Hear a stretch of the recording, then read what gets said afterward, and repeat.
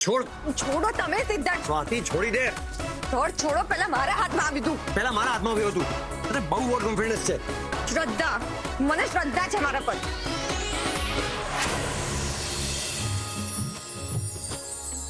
હું સૂરજ આથમની કોરનો મેં તો પૂનમ મેરા તનથી જુદા ભલે આપણે પણ મનની એક જ જાત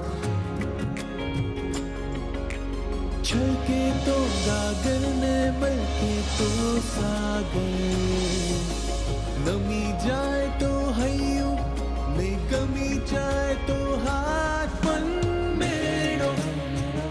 ઓહ, હવે મને સમજાયું કે તમે આ રીતે પહેલેથી જ ચીટિંગ કરીને મારી સામે જીતવા માંગતા હતા. ચીટિંગ? કેવી ચીટિંગ? આ તું શેની વાત કરે છે? બંધ કરો તમારા નાટક. નાટક?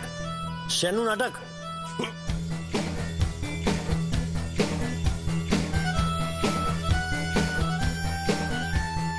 તારી અર્થ વગરની વાતો મને સમજાઈ નથી રહી. ઓહ એમ, પણ મને બધું જ બરાબર સમજાઈ રહ્યું છે. આ લાંબી દોરી તમે આની સાથે પહેલેથી જ બાંધી રાખી હતી, જેથી આની મદદ વડે તમે માણેક સ્તંભ શોધી શકો, હે ને? જો સ્વાતિ, છી છી છી છી. સિદ્ધાર્થ પાટીદાર ના, ધ સિદ્ધાર્થ પાટીદાર આ લેવલની ચીટિંગ કરી શકે? આ તો મેં વિચાર્યું જ નહોતું. સિદ્ધાર્થ પાટીદાર તો ચીટર નીકળ્યા, ચીટર. શું બોલી તું? હું ચીટર નથી. હા છો જ.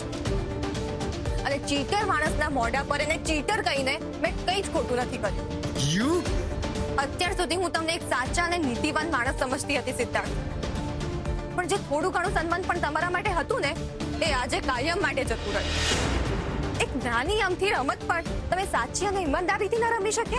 સ્વાતિ, આ રમતની સાથે સાચા કે ખોટા હોવાનો કોઈ સંબંધ નથી. તો સ્વાતિ, આ રમત તારી અને મારી વચ્ચેનું એક યુદ્ધ છે, અને તને ખબર હોવી જોઈએ કે everything is fair in love and war. Fair? આ બધું તમને ફેર લાગે છે? Of course. હવે તો મને વિશ્વાસ આવી જ ગયો છે કે આ બધું જ માત્ર તમારું એક બહાનું હતું. આ રમત રમવી, માણેક સ્તંભ શોધવો, આ બધું જ તમારું માત્ર એક નાટક હતું. હા તો એમ રાખ. I don't care. પહેલા મારી આખી વાત સાંભળી લો મિસ્ટર પાટીદાર.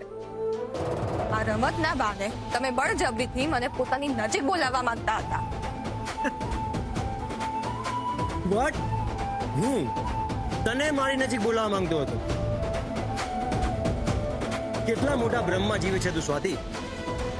અને જેવું હોય ને તો પણ સારું કહેવાય, કારણ કે સિદ્ધાર્થની નજીક આવવું એટલે નસીબને નજીક લાવવું. તમે બ્રહ્મા જીવો છો મિસ્ટર પાટીદાર. ફૂલોનો મોહ પતંગિયાને હોય, માળીને નહીં. એટલો બધો અહંકાર? ના, શ્રદ્ધા છે મને મારા પર. કહ્યું હતું ને મેં, ચીટિંગ કરીને જીતતી નથી હું. હું તમને તમારા ખરાબ ઉદ્દેશમાં ક્યારે સફળ નહીં થવા દઉં. અને તમારા જેવા ઘમંડી માણસ સાથે આ એક રૂમમાં બંધ થઈને તો નહીં જ રહું. હું તને અહીંયાથી ક્યાંય નહીં જવા દઉં.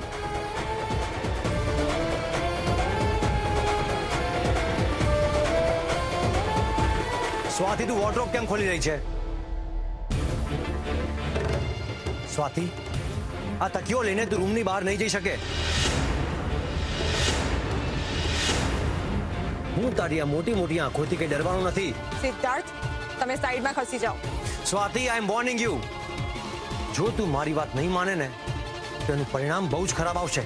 જો મને પરિણામની ચિંતા હોત ને તો હું તમારી સાથે પરણી જ ના હોત.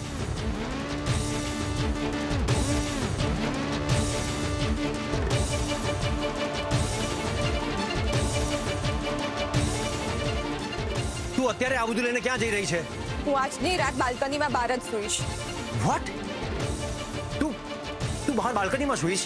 હા, હવે આખા રૂમમાં તમારે જ્યાં રહેવું હોય ત્યાં રહેજો અને જે કરવું હોય એ કરજો.